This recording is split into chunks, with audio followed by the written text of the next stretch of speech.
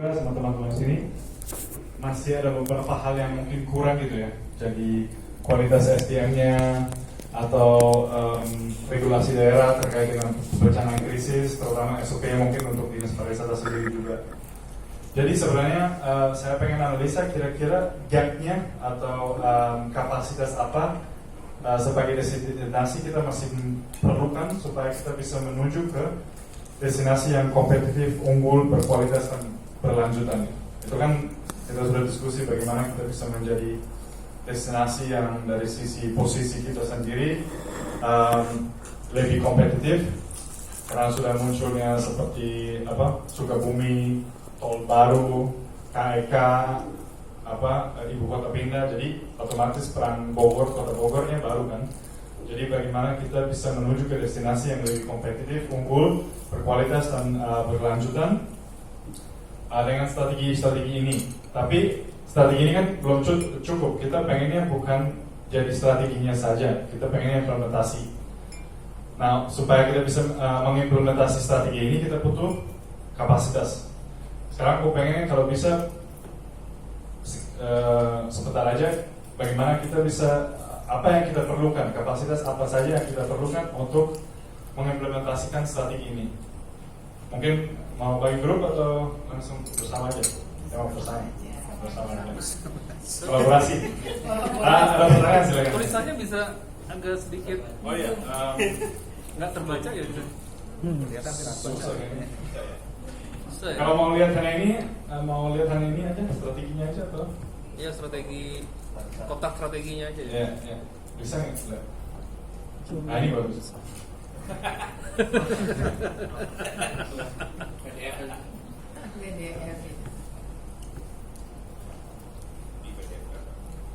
Bisa dieksploitasi. Dibanding kota. Iya. Aku WT.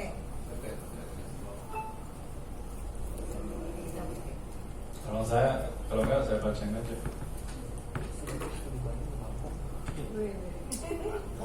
Oke. Lebih baik atau belum? Belum besar lagi. Implementasinya dulu. Fokus di ini aja, strategi aja. Kalau mau yang ini aja dulu. Kita mulai dengan ini aja. Ini jelas Pak? Nah, top. Oke. Oh ya mantap. Oke. Mantap ya Maya. Jadi cepat aja, mungkin tembak-tembak aja kira-kira skill apa, kapasitas aja apa aja kita perlukan untuk W1O1 gitu. Jadi membuat SOP kebencanaan berdasarkan konsep pariwisata berlanjutan. Apa yang kita perlukan? Kapasitas supaya jadi gitu, supaya terimplementasinya. Regulasi. Oke. Siapa yang buat regulasinya?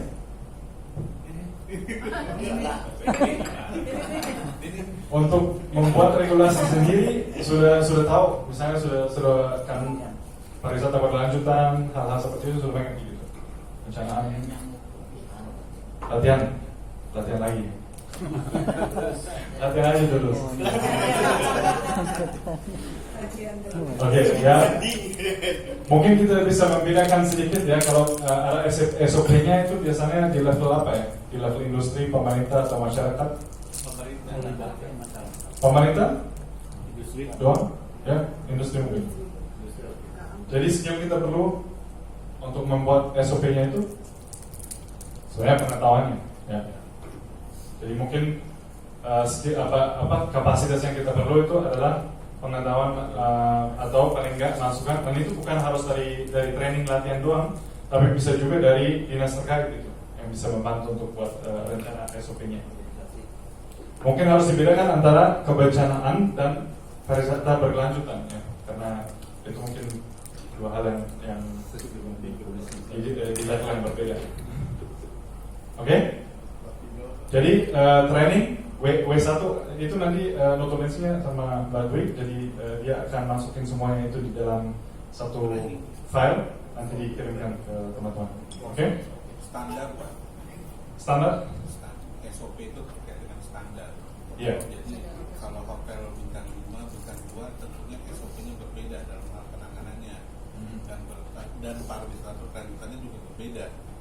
Jadi standar terkait dengan rumah makan, hotel, ataupun objek-objek wisata itu harus dibuat verifikasi ataupun kelasnya. Jadi sehingga tidak disamaratakan antara yang besar dengan yang kecil, sehingga terkait dengan asas keadilannya cukup gitu loh, antara usaha yang kecil dengan usaha yang besar itu harus ada batasan yang jelas. Bang Ale, bisa nggak terusin ini? Ayo. Oke, yang SOP yang buat kalau contohnya hotel siapa aja? Artinya kan regulasinya sudah ada, Regulasinya. undang-undangnya sudah ada. Tinggal kita mensikan nih antara kebencanaan, kemudian perda yang ada di kota terkait dengan penanganan kebencanaan dengan pariwisata yang berkelanjutan. Artinya nanti dalam penyusunan SK Wali Kota tentang adaptasi pariwisata yang berkelanjutan mengadop kepada Perda nomor 1 2018 tentang penanggulangan kebencanaan di Kota Bogor. Jadi sebenarnya regulasinya sudah ada, jadi itu harus ngekuatin. Regulasi dasar terkait kebencanaannya sudah ada. Nah, keberlanjutan kita sudah bilang kan sebenarnya sudah ada di peraturannya juga sih kan. Jadi sebenarnya bukan masalah regulasi, apa yang kita harus menciptakan lebih ke implementasinya gitu. Ya, tambah sedikit. Jadi SOP tentang pariwisata berkelanjutan bukan SOP ya, peraturan tentang pariwisata berkelanjutan sudah ada di Permenparekraf.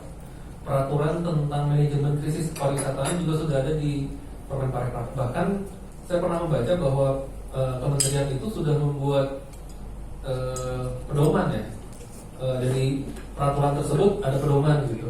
Hanya memang belum saya dapatkan dari internet gitu. Mungkin harus datang ke sana juga. Dari pedoman itu sebenarnya kan bisa ditindaklanjuti dalam bentuk SOP gitu. Tapi prinsipnya regulasi mungkin sudah ada ya sebenarnya gitu ya. Hanya mungkin memang tadi saya sepakat bahwa dari regulasi ini implementasi SOP itu yang harusnya terus terjaga gitu. Artinya dilakukan oleh semua pemangku kepentingan dalam hal ini di pariwisata. Jadi kayak misalnya tadi apakah dari hotel, restoran, tempat usaha. Nah ini balik lagi ke pengawasan dan pengendalian juga nih maksudnya. Jadi bagaimana kita meyakini bahwa SOP yang sebenarnya sekarang juga belum dibuat ya, yang nanti kita harus buat. Sedang. Lagi dipikirkan. Itu bisa diimplementasikan dengan baik gitu dari mekanisme pengawasan dan pengendalian kita. Gitu. Oke. Jadi SOP bisa dibuat sendiri sekarang. Kalau misalnya kita bilang oke, besok ada pokca atau apa gitu, kita buat SOP bisa dengan kapasitas yang ada. Bisa. Oke, jadi Seharusnya bisa. Bisa, kan? Kita punya tugas dari auditor juga dari BPK itu membuat SOP. SOP-nya kan untuk membuat SOP-nya, tapi isinya juga Iya. maksud saya kayak mengenal kalau sekarang besok kita bikin SOP mengenai pariwisata berkelanjutan. Bisa? Itu masih itu cuma pemberitahuan aja, bukan latihan. Jadi belum kan? Jadi sebenarnya ini nanti lebih gampang. Tapi ini pikirannya seperti itu. Jadi untuk membuat, kalau saya yakin teman-teman di sini sudah bisa buat SOP-nya nggak masalah. Tapi supaya itu yang isinya juga sesuai dengan keadaannya Bogor, itu perlu apa? Kapasitas apa? Objeknya siapa dulu Pak? Kenapa? Objek dari pariwisata berkelanjutan itu siapa? Objeknya. Ya, tadi kan kita bilang harus melibatkan semua kepentingan.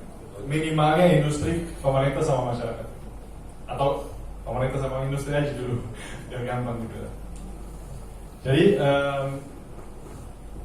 perlu sebenarnya masih ada missing linknya, pengetahuannya mengenai sustainable tourism atau pariwisata berkelanjutan. Atau gimana? Atau sudah tahu? Nggak tahu ya? Oke. Tadi pasti berdasarkan ya sudah. Ya, pariwisata berkelanjutan ada peraturan menterinya, tapi kayaknya pemahamannya belum. Sosialisasi. Ya, Oke, berarti kita butuh apa?